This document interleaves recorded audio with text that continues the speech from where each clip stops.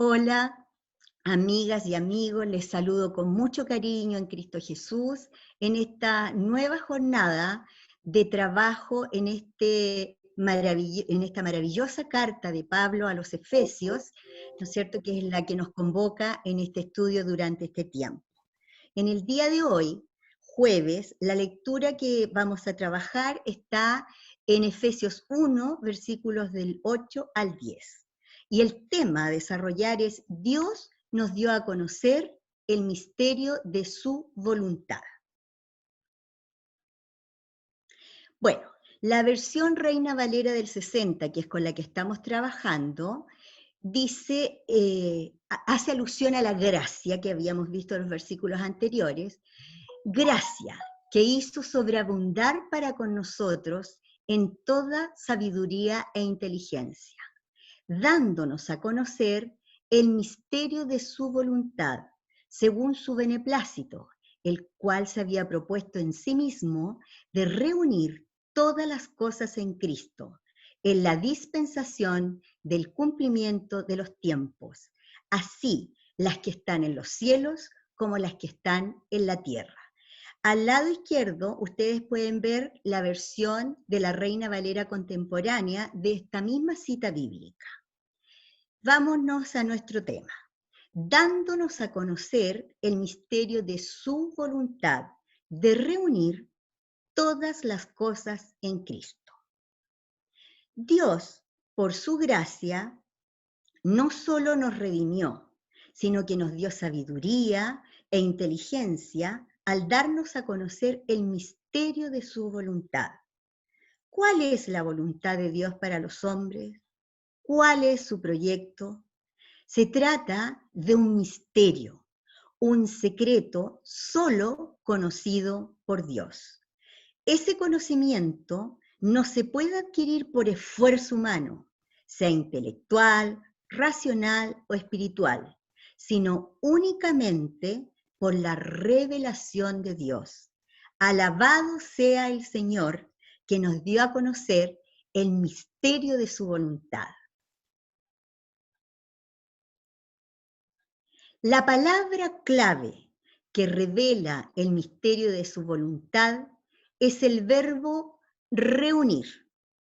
Dios se propuso en sí mismo reunir, es decir, unir nuevamente todas las cosas en Cristo. Este verbo en el griego es anakephala-iotai, traducida como reunir. Está formada por la suma de tres palabras. Ana, que es nuevamente, kefalé, que es cabeza, y ostai, que es unir.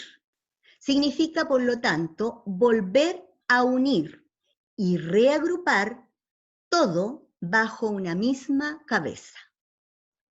El significado del texto, por lo tanto, es el siguiente: Dios se propuso unir nuevamente todo bajo una cabeza que es Cristo. Esta expresión griega se usaba antiguamente cuando un ejército derrotado y esparcido se volvía a reunir, a reagrupar y reorganizar bajo la autoridad de un nuevo comandante en jefe. Esta revelación supone por lo menos tres cosas. Uno, que originalmente en el universo todo estaba unido y ordenado armónicamente bajo la autoridad de Dios. Segundo, que algo sucedió en el mundo y se rompió esa unidad. Tercero, que Dios, sabiendo de antemano que eso iba a ocurrir con la humanidad, por su gracia se propuso volver a unir todo bajo la autoridad de Cristo como cabeza. Considerémoslo más detalladamente. La palabra mundo que se usa en este versículo, en el griego es cosmos, y cosmos significa orden, armonía y belleza. Dios creó el universo en unidad, orden y perfecta armonía. Justamente, la raíz de la palabra universo es uno. Todo en el universo conformaba una unidad bajo el reinado de Dios. La pregunta es, ¿cuál era el plan original de Dios? La unidad de todo y de todos. Un mundo unido, hermoso, armonioso, en el que el hombre viviera en comunión con Dios, amándolo, adorándolo, obedeciéndolo. Un lugar en el que se diera la unidad del hombre con su prójimo, la armonía del ser humano con la naturaleza y con la creación. La unidad del matrimonio, de la familia y de toda la humanidad. El proyecto eterno de Dios era y es una sociedad unida, solidaria, sin egoísmos ni rivalidades, una humanidad que viva en paz y amor, donde cada uno, imbuido en el amor de Dios, amara a su prójimo como a sí mismo. ¿Cómo sería hoy el mundo si cada uno amara a su prójimo como a sí mismo? Desafortunadamente, el hombre se rebeló contra el Señor y aceptando la propuesta del enemigo de Dios, pecó. Así entró en el mundo el pecado y por el pecado la muerte. Muerte significa separación, división. Se rompió la unidad entre el hombre y Dios, del ser humano consigo mismo y con su prójimo. Surgieron los celos, las envidias, las peleas, los homicidios, los fratricidios, las guerras, las injusticias, los divorcios, la avaricia, la injusta distribución de las riquezas, los conflictos sociales, la discriminación racial. La historia de la humanidad se convirtió en una historia de guerras, sangre, odios, violencias, crímenes y muerte. Tan lejos del modelo de sociedad proyectado por Dios. La misma naturaleza fue afectada por el pecado del ser humano, el administrador del planeta Tierra. Los hombres y mujeres se convirtieron en enemigos de Dios y enemigos de su prójimo. Ante este cuadro, en el que se nos presenta una humanidad rota, dividida y enemistada, es fundamental hacernos la siguiente pregunta. ¿Qué es lo que Dios se ha propuesto hacer? ¿Cuál es su plan? Dios no ha abandonado al mundo a su propia suerte. Por su amor, en la plenitud de los tiempos, mandó a su Hijo a este mundo pecador para llevar a cabo su plan redentor. Cristo pagó con su muerte el precio de nuestra redención. Mató en su cuerpo nuestras enemistades, nos reconcilió con Dios y con nuestros semejantes. El Padre resucitó a su Hijo de entre los muertos y lo exaltó a lo sumo. La voluntad de Dios es volver a unir a todos los hombres bajo la autoridad de Cristo. Cristo es la propuesta de Dios para la solución de todos los problemas de la humanidad. ¿Qué es la Iglesia? La Iglesia es la realización del sueño de Dios en la tierra. Es su proyecto eterno para la humanidad. Ese sueño fue consumado potencialmente en la cruz. La cita bíblica dice lo siguiente: porque Él es nuestra paz, que de ambos pueblos hizo uno, derribando la pared intermedia de separación, aboliendo en su carne las enemistades, la ley de los mandamientos expresados en ordenanzas, para crear en sí mismo de los dos un solo y nuevo hombre, haciendo la paz, y mediante la cruz reconciliar con Dios a ambos en un solo cuerpo, matando en ella las enemistades. Esta cita está en Efesios 2, versículos 14 al 16. La siguiente cita bíblica nos dice: porque todos los que habéis sido bautizados en Cristo, de Cristo estáis revestidos.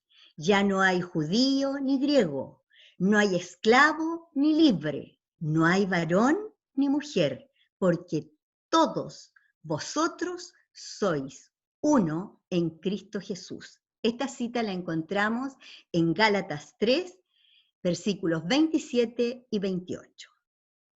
En un mundo dividido, enemistado, donde reina el individualismo, la injusticia, el egoísmo, la competencia y las guerras, la Iglesia es aquella parte de la humanidad que en Cristo nuevamente se ha reencontrado con Dios para ser una con Él.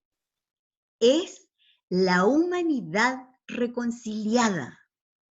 La Iglesia, en su naturaleza esencial, es perdón, paz, reconciliación, amor, servicio. La Iglesia es comunidad, es familia, unidad, es ósculo santo, abrazo fraterno, pan compartido, comunión de bienes, afecto entrañable. Es el fin de la soledad, del individualismo, de las divisiones y de las guerras. La Iglesia es el shalom de Dios, instalado entre los hombres para manifestar al mundo el más grande de todos los milagros, la unidad. Dios nos ha revelado el misterio de su voluntad. Cualquier división en la Iglesia es inadmisible y está en contra de la voluntad de Dios y atenta contra su proyecto eterno. La división actual de la Iglesia no tiene ningún fundamento bíblico ni teológico, solo se puede explicar como un suceso histórico.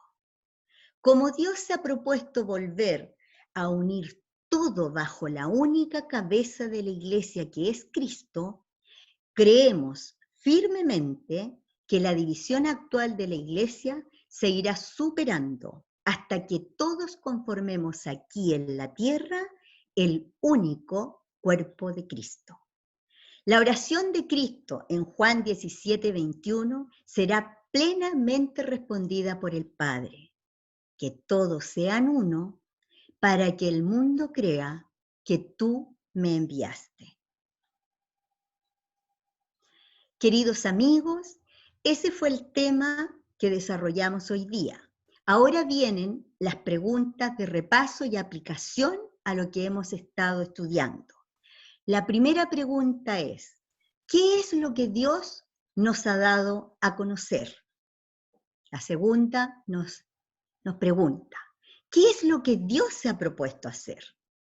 La tercera pregunta dice: ¿cuál es la aplicación de esto hoy? Y la cuarta pregunta requiere una reflexión y una actitud de mucha integridad para responderla. Dice: ¿hay alguien con quien aún no te has reconciliado? ¿Estás dispuesto a hacerlo? La quinta pregunta nos dice: ¿qué crees que sucederá con la división actual de la Iglesia? Y por último, se nos pregunta: ¿qué podríamos hacer para mejorar la situación actual de nuestra sociedad, tan enemistada y dividida entre sí. Queridos amigos y amigas, la próxima tarea, el próximo estudio, es mañana viernes y va a estar basado en Efesios 1, versículos 11 al 14, cuyo tema será Dios nos selló con el Espíritu Santo.